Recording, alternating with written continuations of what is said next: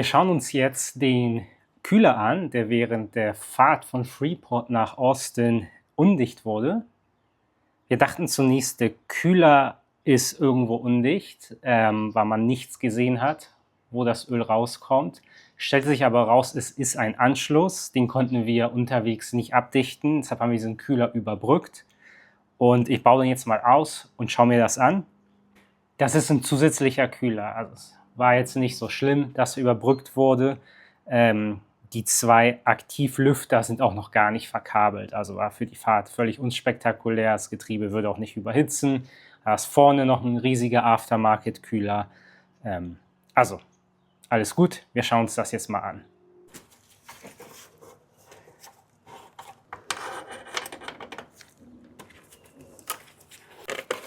So, dann holen wir das Ding mal raus.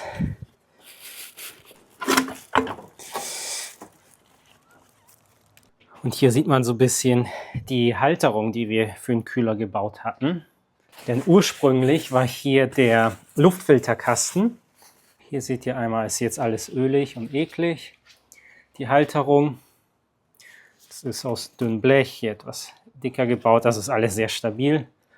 Und das hat, ich weiß nicht, ob man das sehen wird, das ist ein bisschen kopfüber, aber von vorn dann die Ansaugung, dass der Kühler hier einmal Frischluft ziehen kann.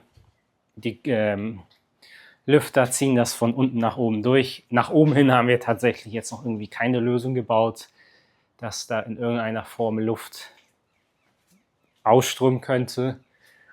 Das ist nochmal eine Aufgabe für ein anderes Mal. Und da sieht man die Ansaugung.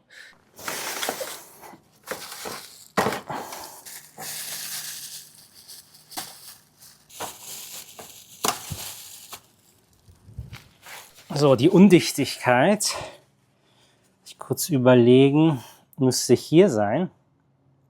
In diesem Anschluss hier ist eigentlich eine Gummidichtung. Wir schrauben das mal auf, schauen uns das an.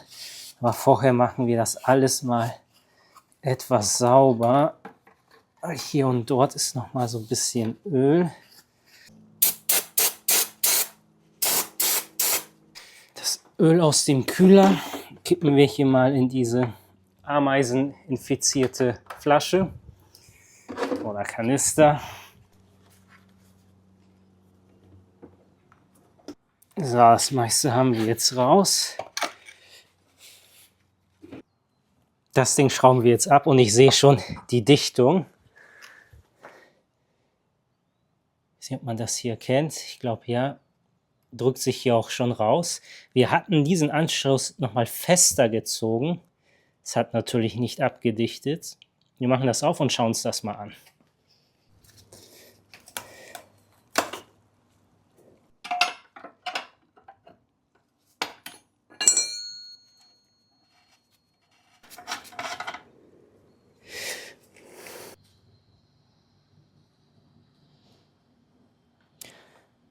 Hier liegt einfach eine Dichtung auf.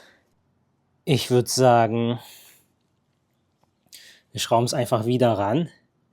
Achten darauf, dass die Dichtung sich nicht komisch bewegt in irgendeine Richtung. Und dann drücken wir die Daumen, dass das hält. Das alles nochmal sauber. Die Dichtung sieht eigentlich ganz gut aus.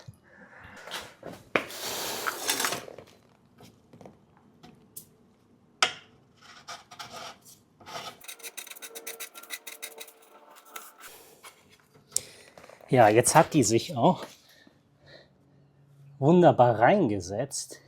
Die lag einfach falsch auf. Das musste undicht werden. Ich ziehe das jetzt fest und dann war es das hoffentlich auch schon alles.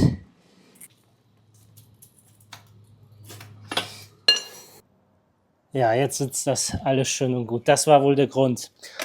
Okay, dann war das eine ziemlich einfache Reparatur.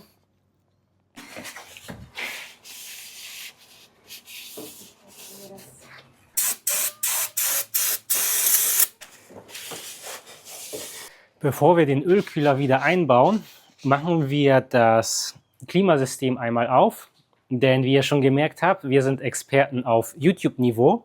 Also haben wir zu viel Öl reingemacht, denn wir hatten den Kühler, Kondensator, wie auch immer man das nennt, ausgetauscht in der Klimaanlage, den Trockner, keine Ahnung, wie man das auch nennt, und haben dann Öl eingefüllt, hatten eine falsche Information, wie viel Öl da rein gehört. Das heißt, wir haben jetzt zu viel Öl in dem Kühler hier drin. Ich schaue mal, ob ich das abpumpen kann. Das System ist noch nicht unter Druck. Wir werden das abpumpen, Vakuum legen, schauen, ob das dicht ist und das Kühlsystem dann oder das Klimasystem dann einmal auffüllen. Aber erstmal muss das Öl raus. Ich versuche mal die Leitung hier zu trennen und dann, oder darunter, das sieht man jetzt nicht so gut, darunter ist noch eine Leitung, ohne das alles hier abzubauen.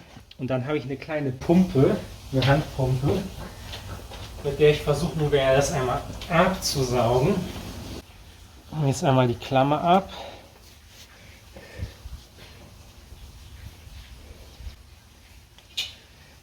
Jetzt kann ich das eigentlich schon lösen. Ich glaube, die Leitung konnte man ohne Werkzeug auseinanderziehen, wenn ich mich richtig erinnere. Ja. Ja, hoffentlich geht die Dichtung nicht kaputt. Oh ja, hier steht schon das Öl. Hier oben steht tatsächlich schon das Öl im Kühler. Das sieht man nicht so wirklich. Aber, Moment. Da, doch, das sieht man schon. Seht ihr das? Da steht das Öl schon drin. Das ist viel zu viel. Dann tun wir mal den Schlauch hier rein. Oh, ist schon etwas abgelaufen. Mist. Naja. Ich tue den mal so tief rein, wie ich kann. Dann fangen wir mal an zu pumpen.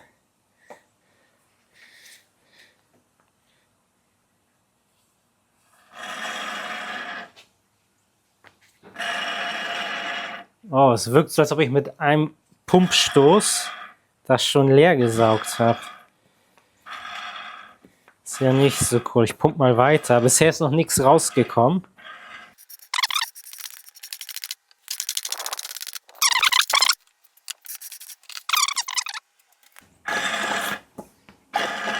Doch, ein bisschen was kommt. Sehr gut. Schaut mal, jetzt kommt's.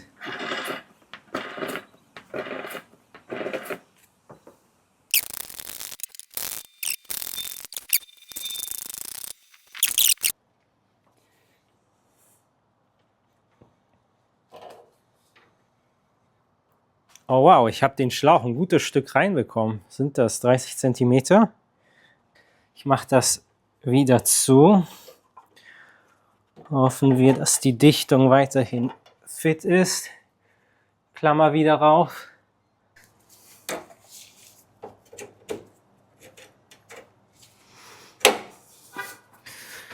So viel haben wir etwa rausgeholt.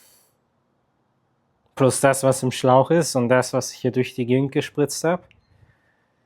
Ich glaube, das wird ganz okay. Wahrscheinlich noch etwas zu viel, aber mehr hilft mehr natürlich. Also gar keine Frage. Gut, dann sind wir jetzt vorerst fertig mit der Klima. Jetzt muss da Vakuum rauf, prüft werden, ob die dicht ist und dann wird das Ding befüllt. Aber erstmal trenne ich hier unsere Verbinder.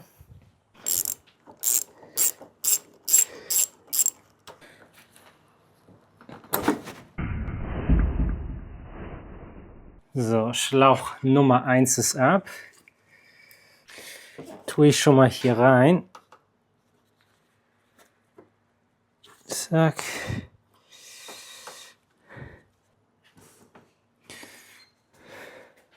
So, das war der Verbinder, den wir gekauft hatten.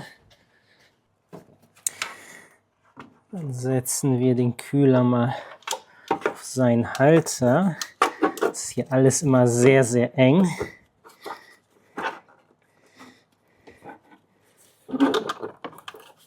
So, der ist jetzt auch angeschlossen.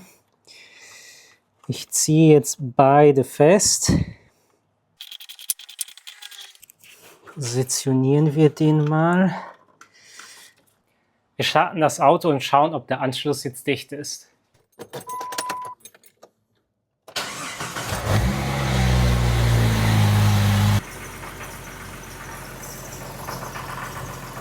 Ich mache mal ein bisschen Druck aufs Getriebe. Wir schalten erstmal alle Gänge durch. Jetzt geben wir ein bisschen Drehzahl, um da ein bisschen Druck zu erhöhen. Das sieht erstmal gut aus. Wir lassen das so.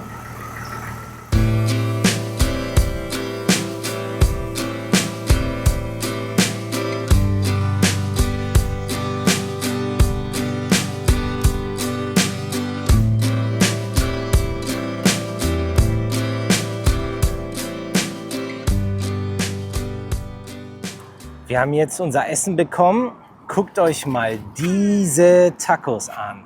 Also das sieht super lecker aus. Das sind Birria-Tacos. Die werden nochmal mit Käse drin und dann das Ganze sozusagen angebraten, dass die knusprig außen sind, die Tortillas. Super lecker. Bei Birria-Tacos kriegt man auch eine Art Brühe-Suppe dazu. Da drin tunkt man dann die Tacos. Schauen wir mal, was die so wert sind. Hier gibt es noch eine Soße dazu, natürlich Limetten. Das werden wir uns alles hier auch noch mal drauf machen. So, schauen wir mal, das ist wahrscheinlich super scharf.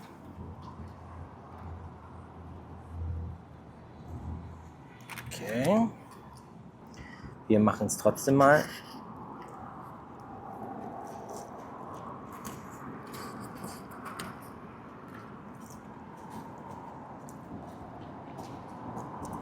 Also die sind wirklich sehr gut. Fleisch, Käse, Tortilla, perfekt. Die Brühe etwas mild, aber sonst also wirklich top. Kann man echt empfehlen. Das ist quasi, Birria ist eigentlich ein Eintopf, ein mexikanischer Eintopf. Und Vorsicht, wahrscheinlich alles Fake News. You are fake news. In Tijuana haben die daraus einmal Tacos gemacht. Also das Fleisch, das ist Rindfleisch, was stundenlang in dieser, ich sag mal, Chili-Marinade, Suppe, Eintopf gekocht wurde.